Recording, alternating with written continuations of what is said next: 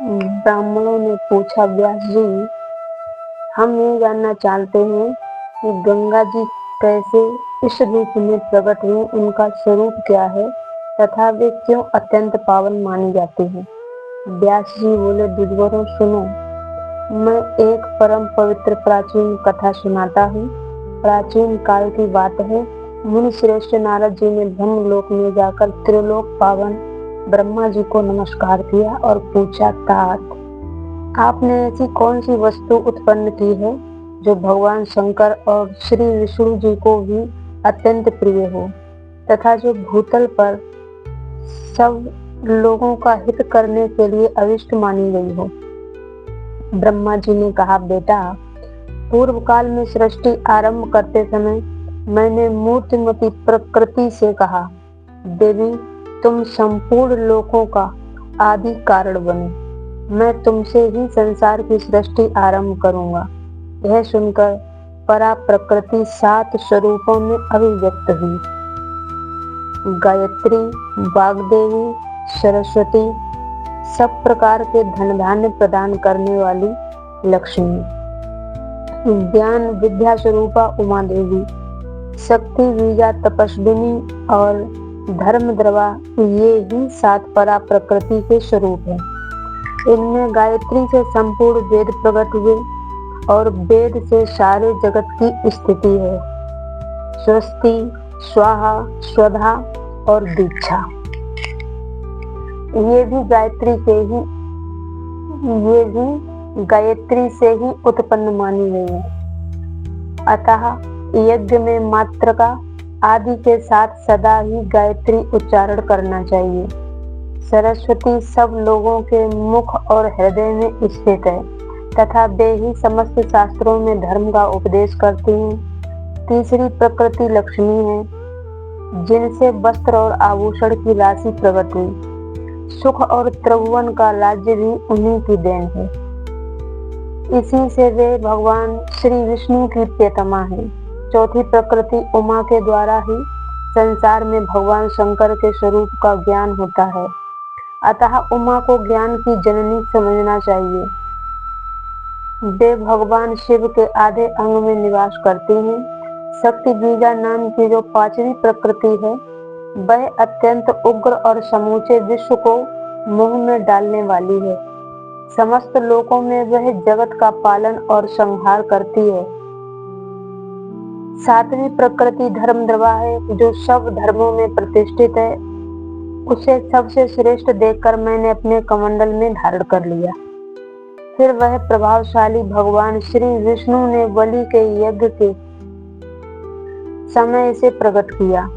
उनके दोनों चरणों से संपूर्ण महितल व्याप्त हो गया। उनमें से एक चरण आकाश और ब्रह्मांड को भेद कर मेरे सामने स्थित हुआ। उस समय मैंने कमंडल के जल से उस चरण का पूजन किया। उस चरण को धोकर जब मैं पूजन कर चुका, तब उसका धोवन हेमकूट पर्वत पर गिरा। वहां से भगवान शंकर के पास पहुंचकर वह जल गंगा के रूप में उनकी जटा में स्थित हुआ। गंगा बहुत काल तक उनकी जटा में ही भ्रमण करती रही। तत्पश्चात महाराज भागीरथ ने भगवान शंकर की आराधना करके गंगा को पृथ्वी पर उतारा। वे 3 धाराओं में प्रकट होकर 3 लोकों में गईं, इसलिए संसार में त्रिस्त्रोता के नाम से विख्यात हैं। शिव, ब्रह्मा तथा विष्णु तीनों देवताओं के संयोग से पवित्र होकर वे त्रिभुवन को पावन करती हैं। भगवती भागीरथी का आश्रय लेकर मनुष्य संपूर्ण धर्मों का फल प्राप्त करता है। पाठ, यज्ञ, मंत्र, होम, देवार्चन आदि समस्त शुभ कर्मों से भी जीव को वह गति नहीं मिलती जो गंगा जी के सेवन से प्राप्त होती है। गंगा जी के सेवन से बढ़कर धर्म साधन का दूसरा कोई उपाय नहीं है। इसलिए नारद, तुम भी गंगा जी का आश्रय लो। हड्डियों में गंगा जी के जल का स्पर्श होने से राजा सगर के पुत्र अपने पितरों तथा वंशजों के साथ स्वर्ग लोक में पहुंच गए। व्यास जी कहते हैं, मुनि श्रेष्ठ नारद ब्रह्मा जी के मुख से यह बात सुनकर गंगा द्वार हरिद्वार में गए और वहां तपस्या करके ब्रह्मा जी के समान हो गए। गंगा जी सर्वत्र सुलभ होते हुए भी गंगा द्वार, प्रयाग और गंगा सागर संगम इन 3 स्थानों में दुर्लभ है।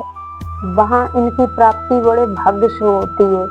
वहाँ 3 रात्रि या 1 रात निवास करने से भी मनुष्य परम गति को प्राप्त होता है। इसलिए धर्मज्ञ ब्राह्मणों, सब प्रकार से प्रयत्न करके तुम लोग परम कल्याण में भगवती भागीरथी के तीर पर जाओ। विशेषता इस कलकाल में सत्वगुण रहित मनुष्यों को कष्ट से छुड़ाने और मोक्ष प्रदान करने वाली गंगा जी ही हैं। गंगा जी के सेवन से अनंत पुण्य का उदय होता है। पुलस्त्य जी कहते हैं, भीष्म तदंतर वे ब्राह्मण व्यास जी कल्याण में वाणी सुनकर बड़े प्रसन्न हुए और गंगा जी के तट पर तपस्या करके मोक्ष मार्ग को पा गए। जो मनुष्य इस उत्तम परम पवित्र उपाख्यान का श्रवण करता है वह समस्त दुख राशि से पार हो जाता है तथा उसे गंगा जी में स्नान करने का फल मिलता है।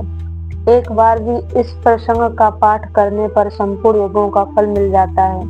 जो गंगा जी के तट पर ही दान, जप, ध्यान, स्तोत्र, मंत्र और देवार्चन आदि कर्म करता है उसे अनंत फल की प्राप्ति होती है।